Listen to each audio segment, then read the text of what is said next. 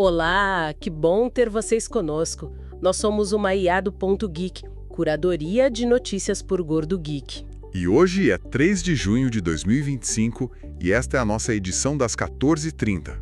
Vamos ver o que temos nessa edição. Tem bastante coisa, viu? A gente vai falar desde montadoras ganhando espaço aqui no Brasil, até novidades em aplicativos, segurança, chips. E até mercado mobiliário comercial.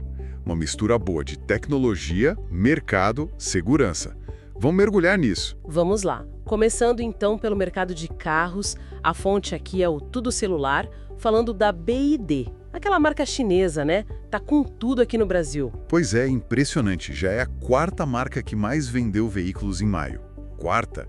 Passou gente grande, tipo Toyota, Honda. Nossa, e os números? Você tem aí? Tenho sim. Foram 9.006 veículos emplacados só em maio. Isso deu para eles um market share, né, uma fatia do mercado, de 9,7%.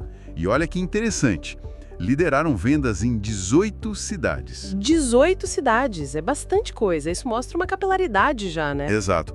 Resultado de uma expansão forte da rede de concessionárias. Já são mais de 180 lojas pelo país. Eles não estão para brincadeira, não. E quais são os carros que estão puxando essa venda toda? Olha, o Dolphin Mini parece ser o campeão de vendas deles, mas o Som Pro e o Dolphin GS também estão indo bem. Entendi.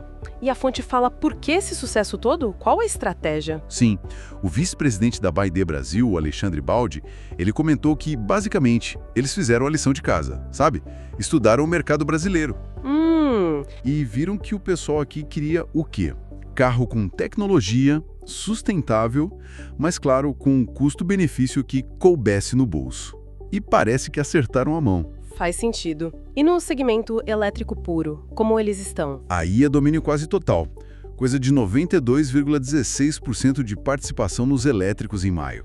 É tipo, quase todo carro elétrico vendido era BYD. Uau! E nos híbridos? Também tão fortes. Não com essa dominância toda, mas pegaram 35,8% do mercado de híbridos em maio. É uma mudança bem clara no cenário automotivo brasileiro, né? Uma marca nova chegando e já sacudindo tudo. Com certeza. Bom, mudando um pouco de assunto, mas ainda em tecnologia facilitando a vida. O Altilt trouxe uma notícia sobre o Uber. Lançaram um modo sênior. Ah, isso é legal. Bem necessário, né? A ideia é justamente ajudar o público mais velho a usar o aplicativo sem tanta dificuldade. Exato. Como funciona na prática? Então, o modo tem letras maiores, um visual mais limpo, menos telas para navegar, simplifica o processo de pedir uma corrida. Como disse a diretora-geral da Uber no Brasil, a Silvia Pena, a tecnologia tem que facilitar, não complicar, né? Perfeito. E para ativar, a pessoa mais velha consegue sozinha? Não, aí tem um detalhe.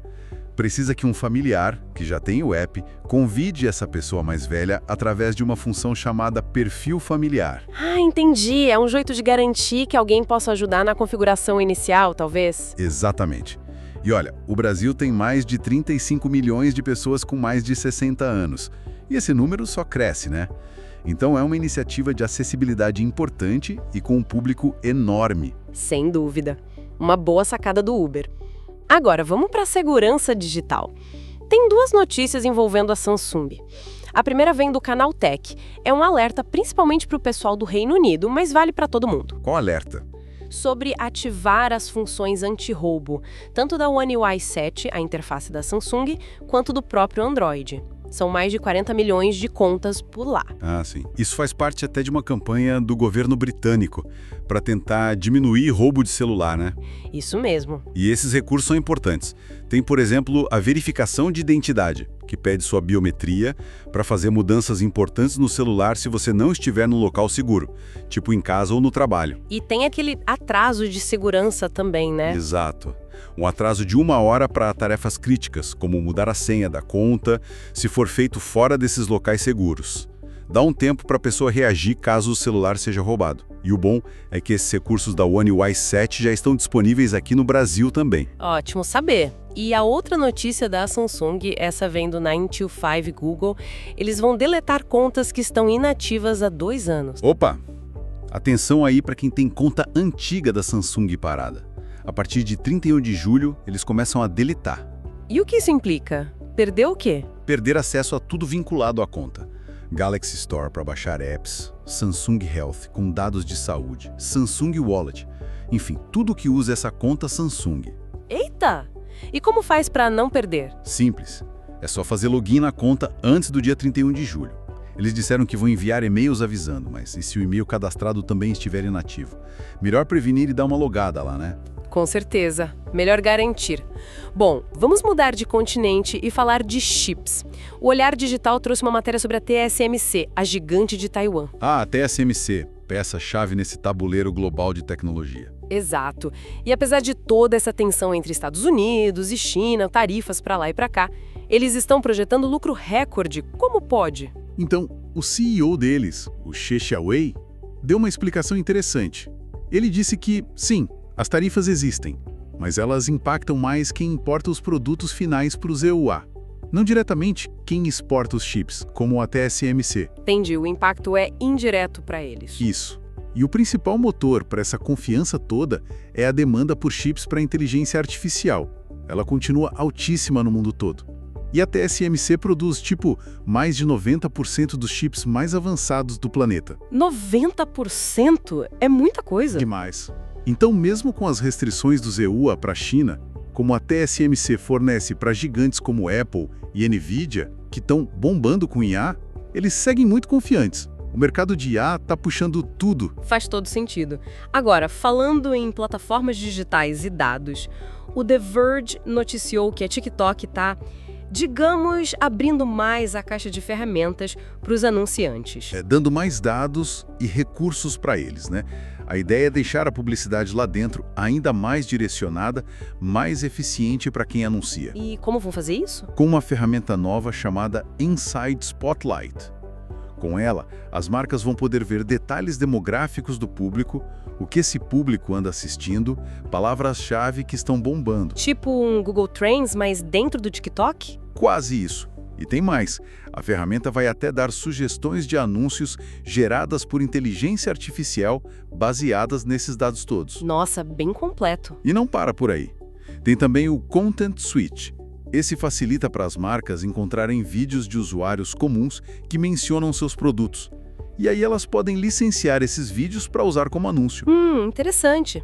Integrando o conteúdo que o próprio usuário faz, o tal do UGC, direto na publicidade da marca. Fica mais autêntico, talvez, né? Exatamente. É uma forma de aproximar mais as marcas dos criadores e do conteúdo que já está rolando na plataforma. Mais integração. Entendido. Agora vamos para o mundo dos games. A pesquisa de hardware do Steam, de maio, analisada pela Tech Radar, trouxe dados sobre a guerra das placas de vídeo. A eterna briga NVIDIA versus AMD. O que diz a pesquisa? Parece que a RTX 5060 Ti da NVIDIA, que foi lançada há relativamente pouco tempo, já deu as caras no ranking. Apareceu com 0,21% de participação entre os jogadores que usam Steam. Já apareceu. Isso é rápido. E a AMD? Então, aí que tá. Os modelos concorrentes da AMD, as RX 9070, que foram lançadas até um pouco antes, ainda não aparecerão na lista do Steam. 0. Ué, estranho? Lançaram antes e ainda não aparecem? Por que será? O artigo lá da Tech Radar levanta algumas hipóteses, né? Uma delas é o preço e a disponibilidade inicial das placas da AMD. Parece que os modelos XT, os mais potentes, chegaram custando bem caro. Ah, o preço? Sempre ele, né? Pois é. Já a RTX 5060 Ti da NVIDIA, mesmo a versão de 8 GB, que tem lá suas limitações para jogos mais novos, chegou com um preço mais acessível, digamos, para o jogador médio, que não quer gastar rios de dinheiro. Pode ter sido mais atraente. Faz sentido.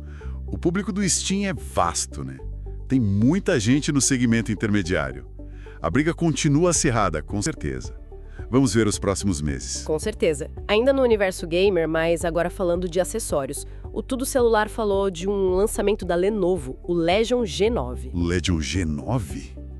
O que é isso? É um controle, mas não um controle qualquer. Ele é feito para encaixar no tablet gamer da Lenovo, o Y700 Gen 4, e basicamente transforma o tablet num console portátil, tipo um Nintendo Switch ou um Steam Deck. Ah, que ideia interessante. Tipo aqueles controles que encaixam no celular, só que para um tablet gamer específico. Exato, e ele parece bem completo. Tem os analógicos e gatilhos com efeito HAL, Aham, Hall Effect, aqueles que usam ímãs, né? São mais duráveis, não dão aquele problema de drift com o tempo. Isso mesmo, mais precisos também. Tem botões traseiros que dá para configurar, iluminação RGB, claro. Gamer que se preze tem que ter RGB. Haha, pois é. E a conexão com o tablet é via USB-C, para ter baixa latência, o que é crucial para jogar. Legal. E tem mais alguma coisa? Tem uma versão G9 Pro também. Essa versão tem até sistema de som dedicado no controle, vibração e os botões frontais usam switches ópticos, que são mais rápidos. Nossa, bem sofisticado. E preço? Já tá vendendo? Já está à venda lá na China. O preço convertido dá algo em torno de R$ 320 para o modelo normal. Nada absurdo considerando os recursos. Realmente. Agora, sobre lançamento global, inclusive aqui para o Brasil, ainda não tem informação. Mas é uma ideia bacana para quem já tem ou pensa em ter esse tablet Y700 da Lenovo. Com certeza. Uma opção de versatilidade. Bom, agora, infelizmente, uma notícia bem preocupante na área de segurança. Vem da TechCrunch. Uma startup indiana chamada Kirana Pro foi hackeada. Kirana Pro? Eles fazem o quê? É uma startup de entrega de supermercado, tipo um iFood focado em mercado, lá na Índia.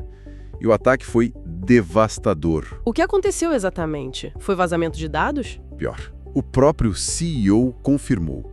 Os hackers conseguiram apagar tudo. O código inteiro do aplicativo, todos os servidores. Como assim? Apagaram tudo? Sim, apagaram. Incluindo backups, segundo a notícia. E junto foram os dados dos clientes. Nomes, endereços, detalhes de pagamento. O app até está online, mas não funciona, claro. Perderam tudo. Meu Deus. Mas como conseguiram fazer um estrago desse tamanho? A suspeita é que o acesso inicial veio pela conta de um ex-funcionário. Conseguiram acesso às plataformas de nuvem, AWS, e de código, GitHub, que a empresa usava. Usando credenciais de ex-funcionário? Falha básica de gerenciamento de acesso, então. Parece que sim. A matéria menciona que conseguiram acesso root, ou seja, o controle total dos sistemas. E o mais preocupante, o CEO disse que eles tinham autenticação multifator MFA ativa, mas de alguma forma, os hackers conseguiram burlar ou encontrar uma falha. Caramba! Isso é assustador, mesmo com o MFA. Mostra que nenhuma medida sozinha é infalível, né? Exato. É um lembrete muito duro sobre a importância de ter um controle extremamente rigoroso de acessos, especialmente de quem já saiu da empresa, e de revisar constantemente as defesas, procurar por brechas. Um descuido pode ser fatal. Que situação terrível para eles. Espero que consigam se recuperar de alguma forma. Vamos torcer. Bom, para fechar nossa edição, vamos dar uma olhada no mercado imobiliário, mas lá nos Estados Unidos. Uma tendência interessante reportada pelo Slashdot via CNBC. O que está acontecendo por lá? Pela primeira vez em 25 anos, olha só, está sendo removido mais espaço de escritório do mercado do que sendo adicionado. Removido como? Demolido? Demolido ou convertido para outros usos, como residencial, por exemplo. Os números são da CBRE, uma consultoria grande da área. Eles mostram que 23,3 milhões de pés quadrados de escritórios estão saindo de circulação. Quase 2 milhões e 200 mil metros quadrados. É muito espaço. Bastante. E em contrapartida, só 12,7 milhões de pés quadrados de novas construções de escritórios estão entrando nos 58 maiores mercados dos Estados Unidos. O saldo é negativo pela primeira vez em um quarto de século. E qual a explicação para isso? O trabalho remoto pós-pandemia? Tudo indica que sim. É um reflexo direto das mudanças na forma de trabalhar, né? O trabalho remoto e o híbrido se consolidaram para muita gente e muitas empresas. E as empresas perceberam que não precisam mais daquele espaço todo de escritório que tinham antes. Redução de custos, né? Exatamente. Uma reavaliação geral das necessidades de espaço físico. É uma transformação grande no mercado imobiliário comercial. Vamos ver como isso se desenrola por aqui também, né? Sem dúvida. É uma tendência para ficar de olho. Ufa! Cobrimos bastante coisa nessa edição, hein? Desde a Bay-Day acelerando forte no Brasil, Uber pensando na acessibilidade dos mais velhos. Passamos pelos alertas de segurança da Samsung, até SMC super confiante por causa da IA, o TikTok dando mais poder para os anunciantes. Vimos a briga NVIDIA versus AMD esquentando nos games, o acessório curioso da Lenovo, o hack gravíssimo lá na Índia. E fechamos com essa mudança significativa no mercado de escritórios americano. Uma análise bem completa completa das fontes de hoje. Esperamos que essa conversa toda tenha sido útil, tenha trazido informação relevante para quem nos ouve. Com certeza. Tentamos detalhar bem cada ponto. E se você que está ouvindo gostou da nossa análise, da nossa conversa, não esquece. Deixa um comentário, curte, compartilha com os amigos, com a família. Isso ajuda muito o Ponto de Geek a continuar trazendo essas discussões e análises para vocês. É isso aí. Muito obrigada pela companhia. Obrigado e até a próxima edição. Tchau!